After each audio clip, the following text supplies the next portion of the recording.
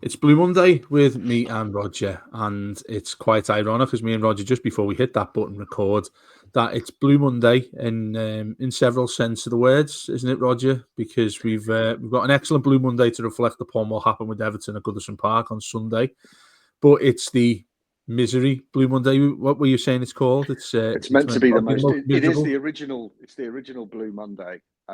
Supposedly the most miserable day of the year. Although apparently it's just a marketing ruse to get people to book holidays. That's how it was established back in the day. Apparently, but it's meant to be. It's meant to be the saddest, most miserable, greyest day of the year. But nobody told Davy Moyes. Nobody told Dominic Calvert-Lewin. Nobody told the entire team. So yeah, we've got a Blue Monday in all but name. There's nothing blue about it really, other than the royal blue. Yeah, we always debated before when we sort of spoke about doing this show on Mondays last year that we needed to call it Monday Blue rather than Blue Monday, which is sort of ironic now. We've gone and still won. a banging tune though, Blue Monday. Come on, Yeah. If you say Blue Monday, that's all I think about. New Order, and there you go. So. Yeah, brilliant. We've got a win to discuss, which is just the fourth since I think. When's the last time you won? Was it December? Wolves, and was that November? Wolves. Yes. I can't remember. Late November, early December. I think it was late November. Yeah, which is well, I think it's in excess of 6 weeks ago, really, when we were talking about beating Wolves 4-1. They, of course, went and changed their manager quite quickly after that. Who would have thought it might work? And we went and did it. The difference a week makes a difference. 4 days makes from what we did against Aston Villa.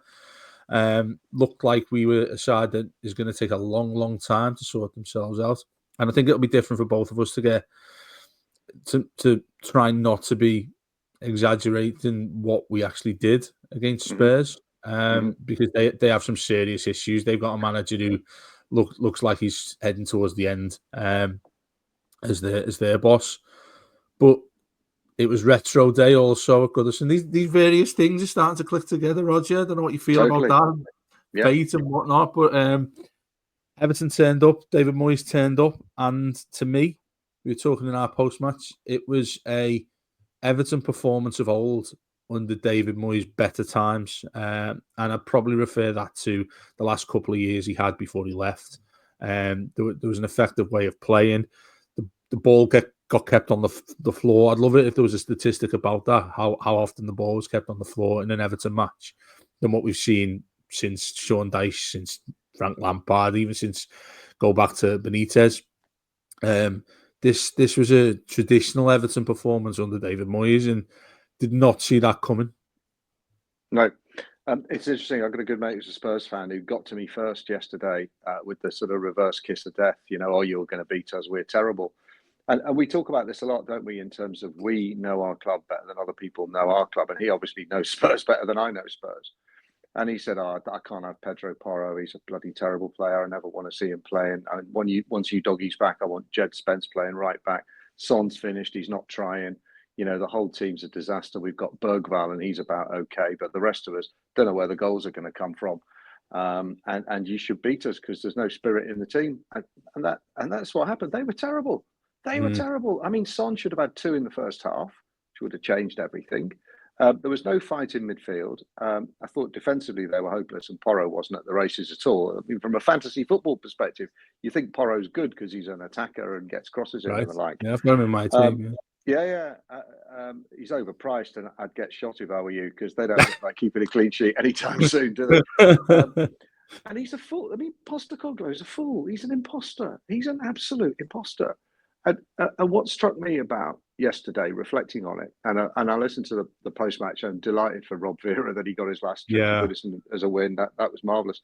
We were this is the last time I was at Goodison was this game last year. It was the day after my dad's funeral, and I went with the boys, and it was Branthwaite's late equaliser, and Richie scored 2, and it was kind of, I think that will be our farewell to Goodison because it was kind of, emotional on a number of different levels. Of course, yeah.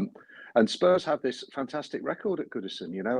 Seen them beat us 6-2 and 3-0, and the last time we beat them at home was Moyes was the manager in December 2012, and even that game, they were winning, almost going into stoppage time, and we scored 2 late goals. But yesterday, it's just about being competent. It's just about being professional. And I've listened to Moyes. He's done several interviews and his press conferences and post matches, and he just talks sense, Dave. He just knows what the fuck he's talking about. He knows what he's doing, and he's a professional. And I think the players respect him, and I'm not sure the players respected the predecessor or the one before that or the one before that, because I think Benitez and Lampard and Dyche, they're just blaggers. You know, they're there with their data and their stats and their crap. But he took those same group of players and they've clearly been coached. You know, you don't need to do, but they've been coached because you can't coach attacking apparently. But yeah, well, that worked. Lindstrom, I mean, yes, he did everything you expected of him and more. He took the set pieces. Calvert-Lewin was confident, and he's got credibility because he knows what he's talking about, and there's detail in what he says pre-match and post-match. And clearly the players are responding because they're professionals. They don't want to be shit. They want to be good. They want to play well. They want to win games. They want to be competitive. And I mean, so many outstanding performances. And when you can have Jordan Pickford, you know, our player of the year for the last however many years, having probably his worst game for a very long time, doing his level best to you know, give them 2 goals at fault for both the goals, I think. But you know, it's just about being competent, and that you had a diametrically opposed managers there, because I don't think Postecoglou is competent. You get someone from Celtic that's very dangerous because that's a pub league. Anyone can win it managing Celtic, really. And it's similar sometimes getting managers from Holland. You know, they've won the league with Ajax. Well, doesn't everyone? You know, or whoever. This is a very different league, the Premier League, and Moyes has proven himself, and his body of work is outstanding. And yeah, we got what we deserved, and you'd like to think that there'll be more performances like that to come, because we were competitive, we were skillful, we played a 1-2. I haven't seen a 1-2 forever. You know, and Twinkle Toes DCL in the penalty area. What? I mean, unbelievable, cool finish. Brilliant. Should have had a couple more, but hey, we'll take one. It's, you know, it's somewhere to start. So yeah, brilliant. I mean, absolutely brilliant. We still only had 36% possession, but we had 13 shots at goal and 17 on target. We touched the ball 27 times in the opposing penalty area.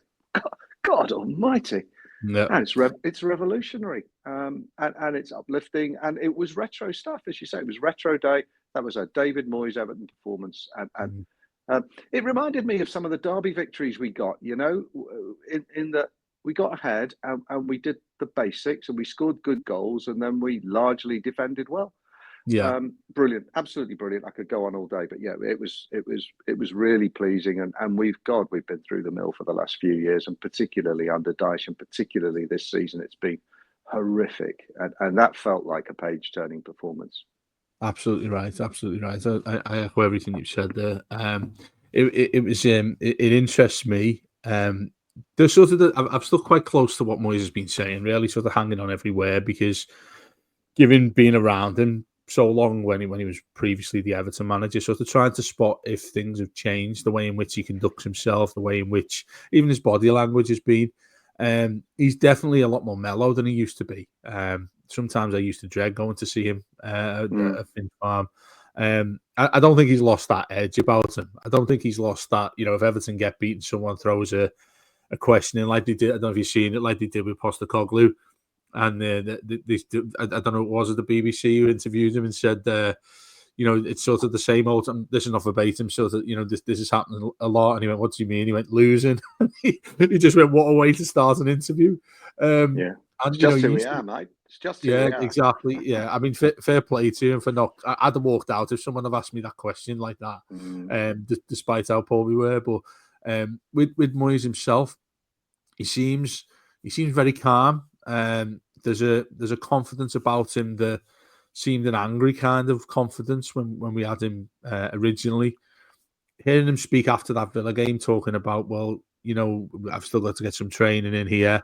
He spoke about Calvert-Lewin needing to get his shooting boots on and all this sort of thing. And that's not the sort of phrases that he used to use. And I do wonder, I'd like to see, as we go on under Moyes, what is changing obviously we're not privy to that, but what does change in and around the club, if there's a different feeling about the place that he's there compared to the last time when it was very much like a head teacher, to be honest with you, when he was going around there. And the team he started as well, there was I mean, he made 2 changes from that Villa game. The Villa game that we hear was selected 11 from Sean Dyche as well, via what went on against Peterborough.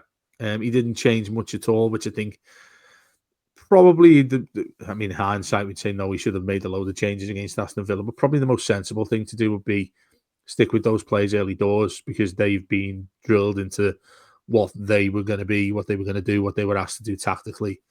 I think he's got his hands tied when he has to go and do that against Villa.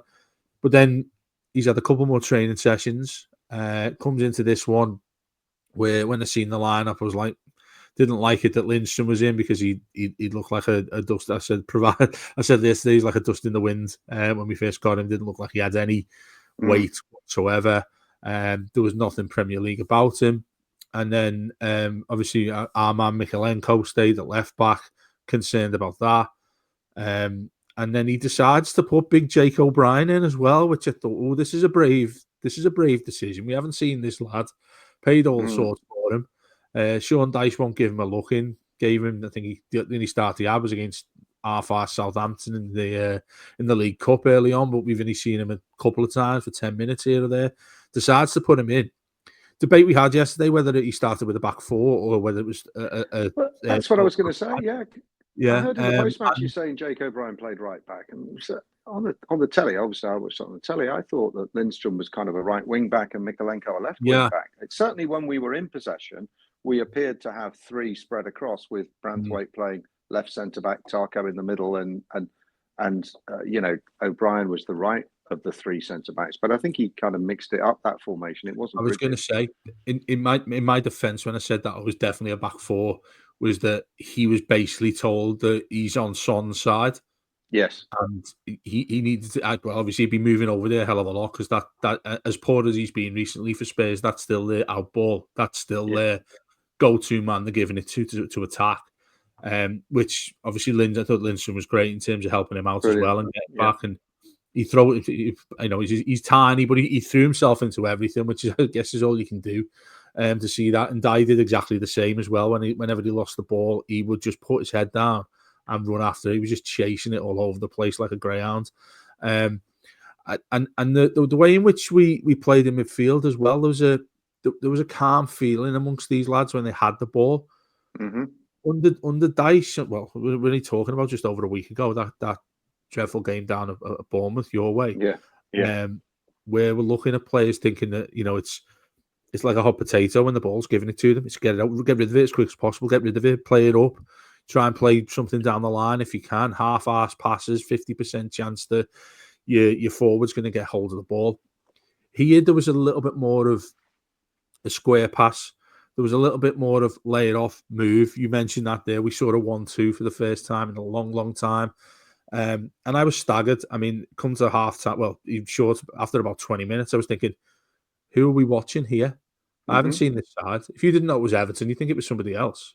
And Everton would be the bottom of your list if you didn't know it was Everton as well. And obviously, atmosphere behind it, the other traditional, we can go on and on and on about Moyes, like you referred to.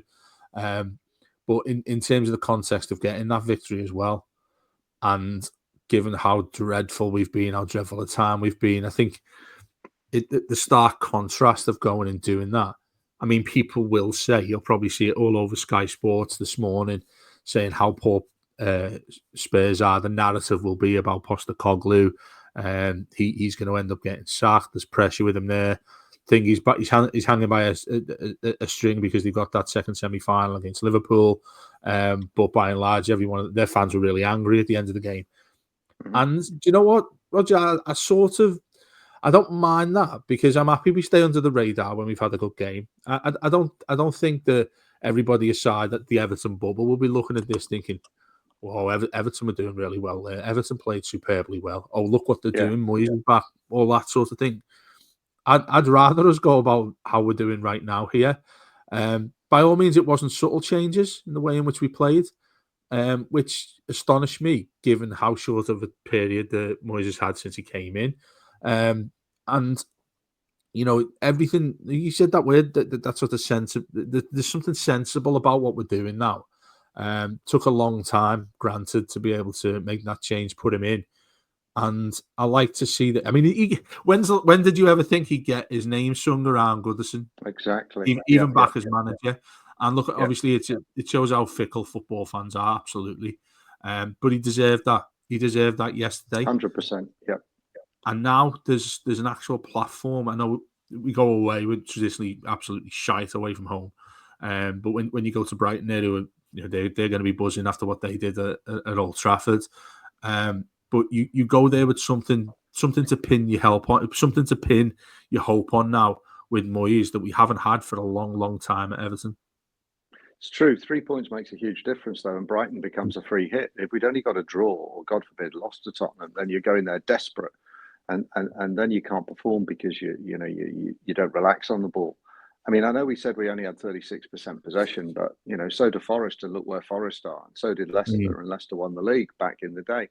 It's not about how much of the ball you have; it's what you do with it. And we use the ball really, really well, even down to the number of times, not many, maybe 4 or 5 times we did hoof it forward to Calvert-Lewin, and he won the flick on. It's one in the second half. Only when it was needed, though, Rodger. That was the thing. Exactly. It was only when it was required.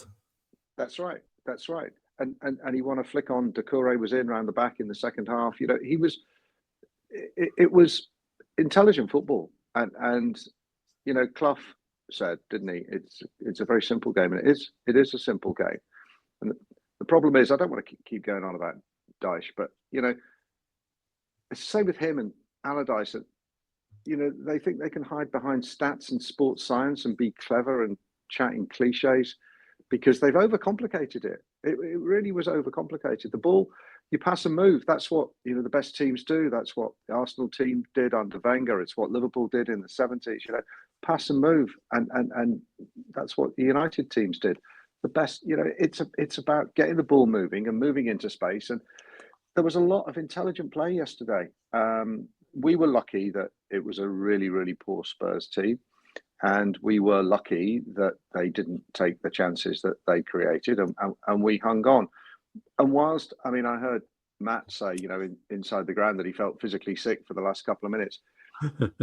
I know what he meant, but I actually didn't think we were going to blow it. Because they did need to score 3, and I know Bournemouth scored 3 against us, didn't they, late on? But I thought we always had it. We just about had enough.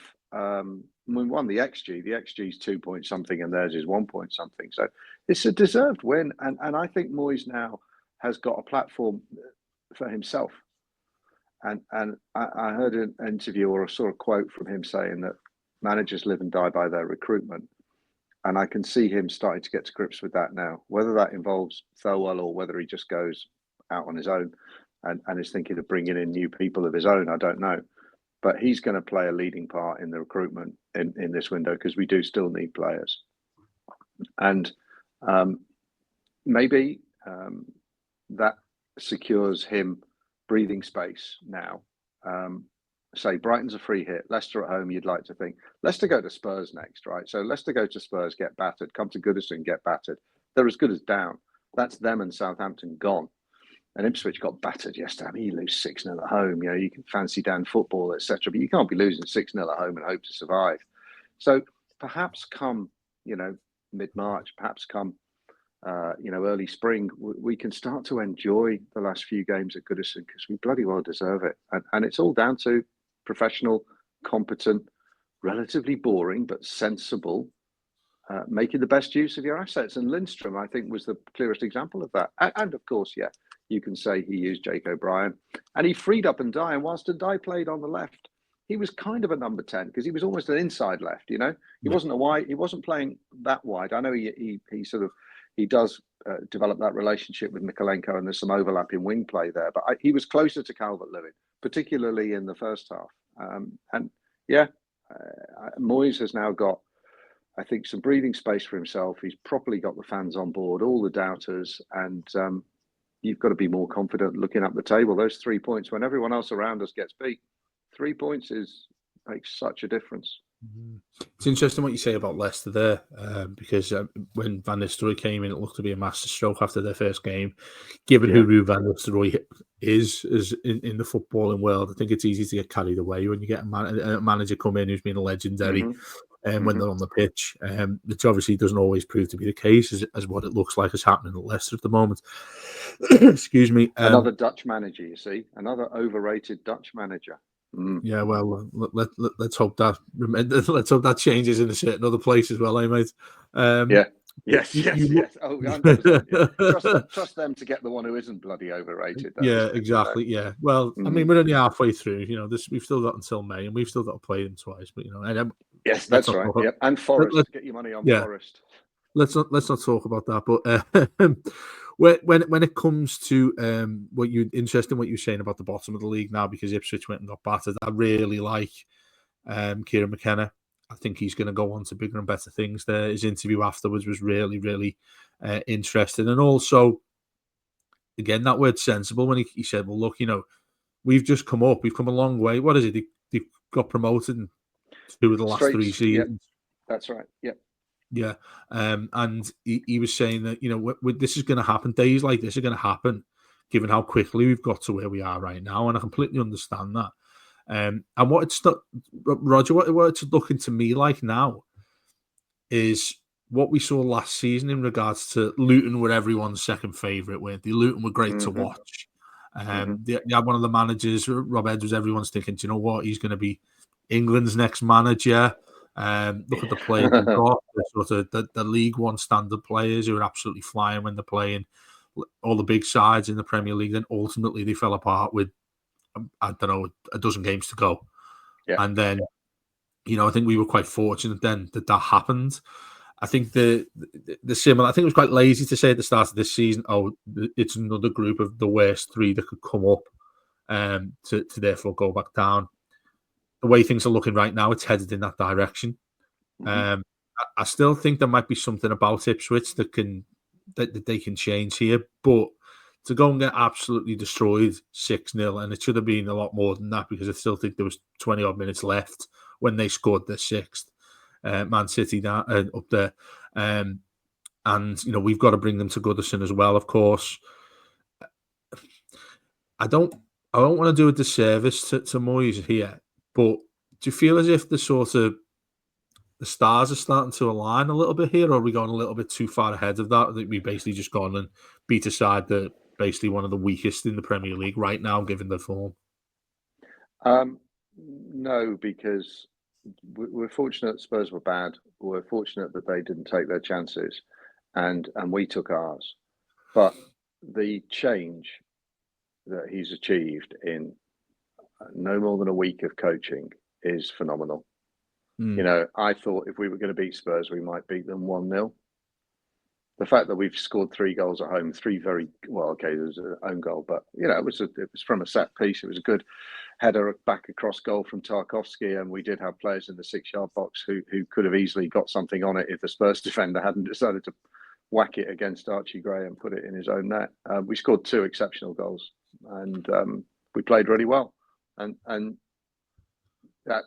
he deserves a lot of credit for that. And I think that anyone now, what's in my mind is Joe Royle coming in 94, 95, and just kind of doing the basics and using Duncan Ferguson as a proper centre forward and Hinchcliffe crossing it to him, and then we went on a run and we won the FA Cup.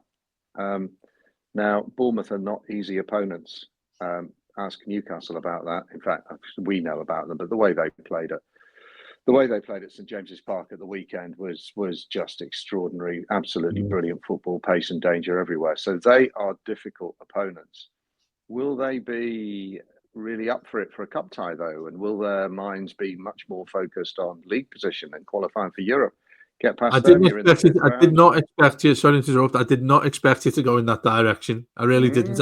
When you mentioned Joe Royle, I thought he's going to talk about how bad things were under Walker and the comparisons between that and what we've seen on the Dyche. I did not think you were going in this way.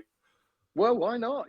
Absolutely. It's a competition we're in, And barring Liverpool, I know Liverpool have drawn 4, but they do seem pretty tough to beat, and City are kind of starting to hit their straps. I think every other team in the Premier League is beatable. I think Arsenal are a mess. I think Chelsea, you don't know from one day to the next, what flavour you're going to get. Forest are good, but again, their eyes would be on the league. And Brighton and Bournemouth and Brentford, similarly, maybe focusing on Europe. So, yeah, let's, why not have a cup run? That'd be fun, wouldn't it? Why not have a cup run? Yeah, it's really interesting you say that, because I haven't even thought FA Cup in my mind. I'm getting too distracted by everything else in terms of saying in the Premier League. But we're 4 points clear now of the bottom 3. The one thing I did want to talk about here, which we did last week when Moyes was announced as coming in over Dyche.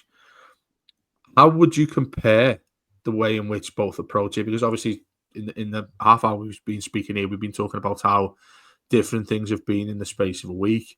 Again, where I'm a little hesitant is because, and I hate the term, but you get the bounce of a new manager. That was cut straight apart. That was taken from under our feet with that defeat against Aston Villa, which makes me feel a lot more positive about this victory over Spurs. But the intricacies you mentioned there about what he did, and I said there were subtle changes, but given what you've said there, they absolutely weren't. There were big changes here when you think about what he did, putting in Dye there on an inside left, which is very much old school, isn't it? When you think of that term back in the day, you talk about him starting O'Brien here. He's come in. There's been a simplicity to what he's gone and done, how he sort of conducts himself. I think the way he's acted, or he will have acted over his times there, particularly at West Ham too, where you speak to an West Ham fan and like the majority don't like him down there, but the ones who still appreciate what he did for them and in sort of keeping them up, going winning a trophy, still adore David Moyes there, particularly the guy we spoke to. Yeah. When he first came in. He should have a bloody statue. He should have a statue. He's won them a European trophy. What do they want? I mean, when's the last time they won something? Was it like Newcastle, the 60s or 50s or something like that? A long time ago. Yeah, exactly. And so what it might have been Trevor Brooking. It might have been the Trevor Brooking header against Fulham in 75, 76, when Bobby Moore was playing for Fulham and he fell asleep in the dressing room before the match. Do you sound like the days when you had to take a penny farthing to the game? Yeah, that's right. Yeah. Everton Dar memory there. Yeah. So what I want the theme I wanted to get on here is it's really simple for us to say that, oh, look how much different this is to Sean Dyche. But you mentioned the lack of possession we had, which was generally one of the main things when Dyche was having a success in that now famous 4-game run of wins, which was Everton had 20% possession, Everton had this, Everton had that. Do you feel as if this is much more of a hybrid of what we've seen under Sean Dyche that he's come into?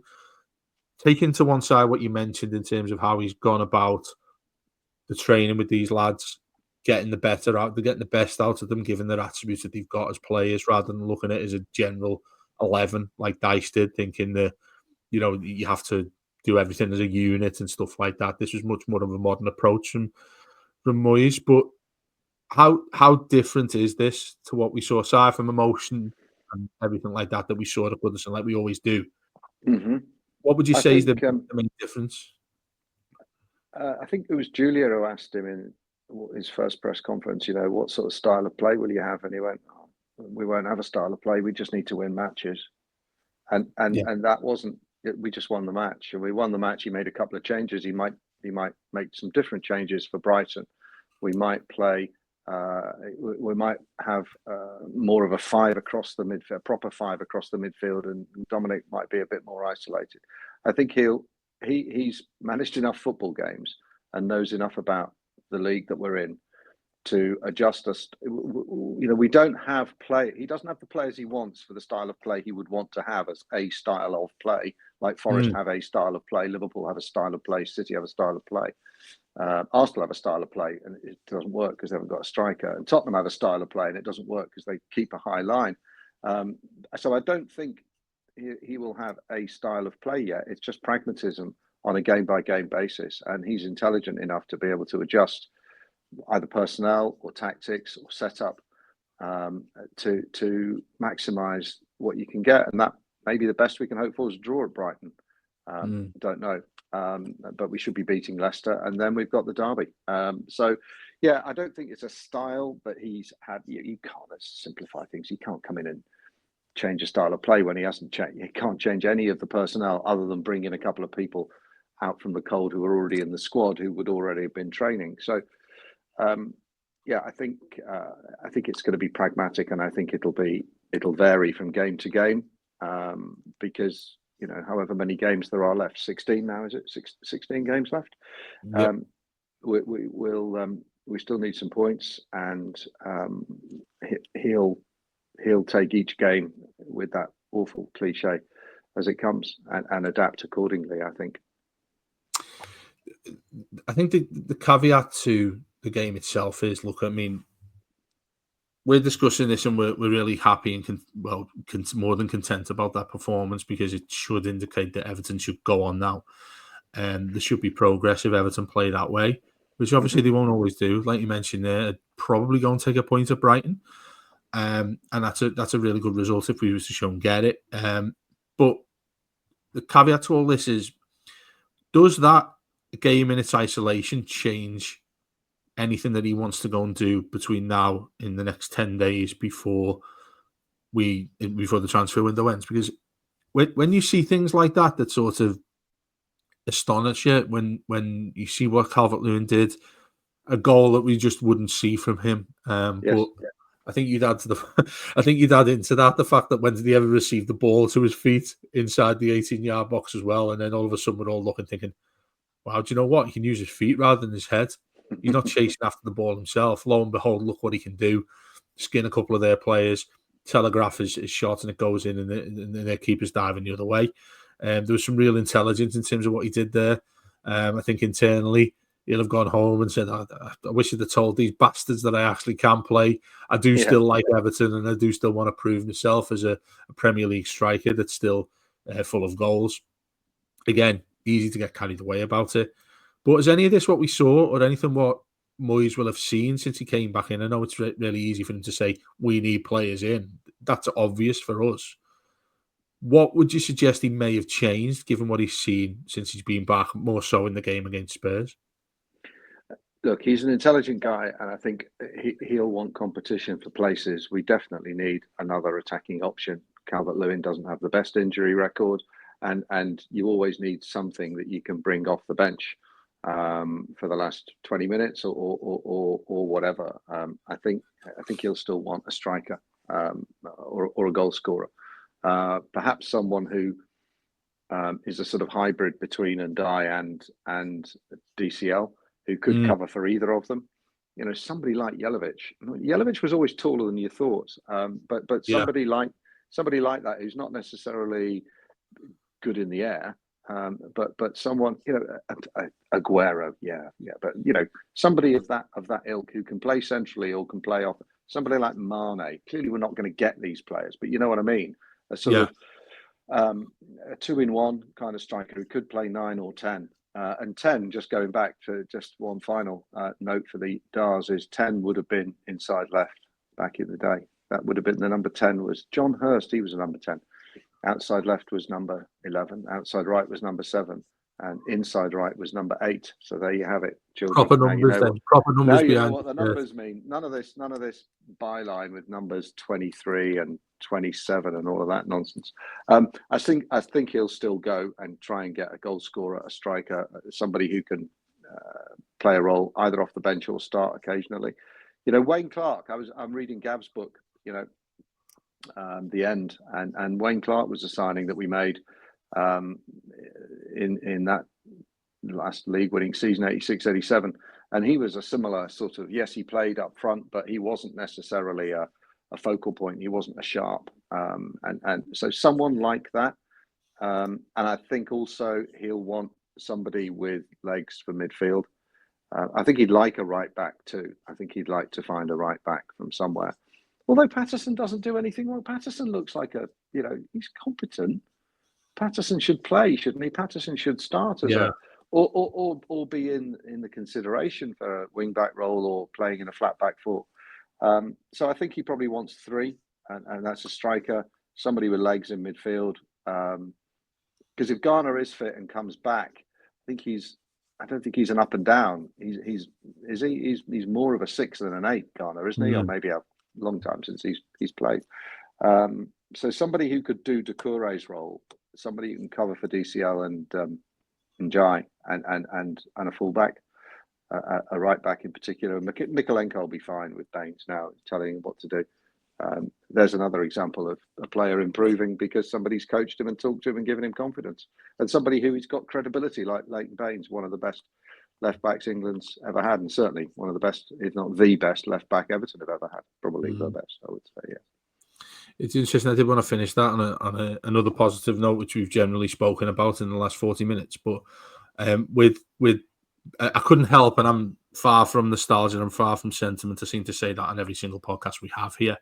But seeing Leighton Baines behind David Moyes, I don't know where Alan Irvine is. I don't know where any of his other staff are. I didn't. Well, imagine... McKinley was there with him a bit as well. On the telly, you saw McKinley with him towards the end. Yeah, but Baines was there, talking in his ear and making changes and noting things down. Yeah, just on Irvine, he's he had a different role at West Ham. He wasn't his number 2, was he? He had a different. No, he definitely had a different job title for that.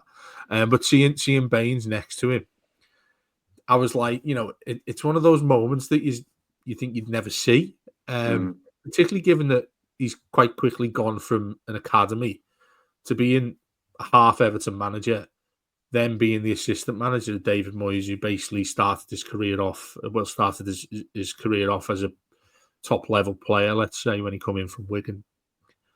And to see him giving instructions, I was.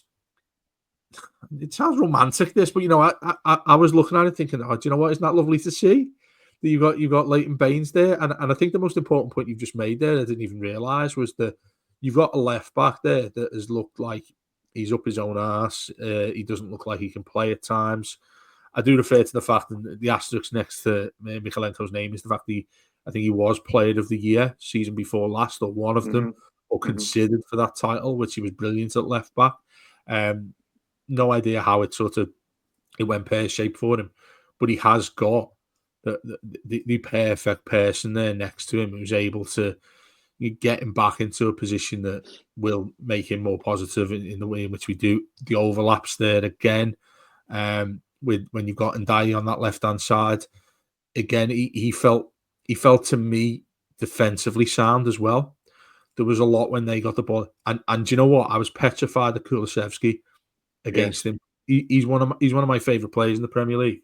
And he took his goal so well, didn't he, as well? I mean, that's a goal. That's a George Best goal. Little dink over the brilliant. Dare to say it reminded me of Jack Harrison's goal when he did similar. I think it was last season, wasn't it? When he obviously nowhere near the quality of this anyway. And the less said about Jack Harrison, the better. Really, he's probably one that we want to go back to Leeds in order to free up a low move. But with Mikolenko there defensively, which has always been an issue for me, I thought he handled that side really, really well. I thought he kept him quiet. When Kulusevski gets the ball, he's like a train. As soon as he gets up to speed, he's got blistering pace, but he doesn't look like he has it. I'd adore him if he was an Everton player. Obviously, we're not going to go and get him. We're living in cuckoo land. Some of the players we mentioned here that Everton want to go and get. But in regards to Mikolenko, I think he deserves a lot of credit for how he performed against Spurs. Yeah, I think so. Just before we get carried away with the sentimentality, nostalgia, and positivity, you'd have thought that Frank Lampard in the dugout with Ashley Cole next to him, you'd have thought, wow, I mean, look at this. One of England's best ever midfielders. Ashley Cole, probably England's best ever left back. Why can't he? I mean, Baines lovely and he's cool, isn't he? And we all want Baines to be successful, but let's not get carried away with him. I don't think he has. I don't want him to succeed Moyes unless it's in 10 years' time and we're in the Champions League, But he's definitely had a short-term impact because he's freed up. He's given Mikolenko confidence. He's given him obvious sort of tactical instructions. and he's responded to them. So long may that continue.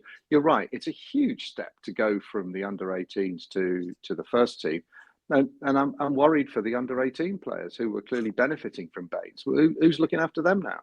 Yeah, and it was Harrison's birthday yesterday as well, which is interesting. It's Paddy Boylan's birthday as well this weekend. So Good God. I Which know. Harrison? Not Jack or my cousin Armstrong? Harrison Um, Armstrong. it was Armstrong. I don't know where. I didn't even see Jack. I don't know where he was. He seemed like he was anonymous off the pitch as much as he is on it yesterday. But we'll leave it there. Sorry to end. If Jack Harrison's listening to this, sorry to end it in your note there. But put your head down. Play better when you get a chance. You might get to stay at the football club. No, but Who that's knows? it, isn't it? Yeah. Everything changes. We've already said this. Football fans are fickle, and we just want performances and we want results. Jack Harrison comes on the pitch and plays well. I've got nothing against him at all. But he's delivered nothing. He's delivered nothing. Jesper Lindstrom yesterday delivered more than Harrison's delivered all bloody season in one game. So there's the gauntlets down, Jack. Train hard, and maybe get 10 minutes, 15 minutes off the bench at Brighton, impress, and away you go. We want a meritocracy. We want competition for places. And I think Moyes, he had his favourites, Dyche. I mean, I suppose all managers do. But Tarkowski also yesterday, shout out to him. He was, I've been very critical of him. I thought the goal, the Ndiaye goal, Dragusin did a very passable impersonation of James Tarkowski running backwards and running away from an attacker, which I've been critical of him for, especially away at Man United. He did exactly that. But he made a crunching tackle on Son in the first half, Tarkowski. Done very well. He should have scored as well. Yeah, absolutely. So a lot of positives, and we can still win a game of football when Pickford has a mare. Yeah, who'd have thought it? Who'd have thought we'd be sitting here talking this way about Everton after, like we say, less than a week of David Moyes back at the club? But Brighton comes next.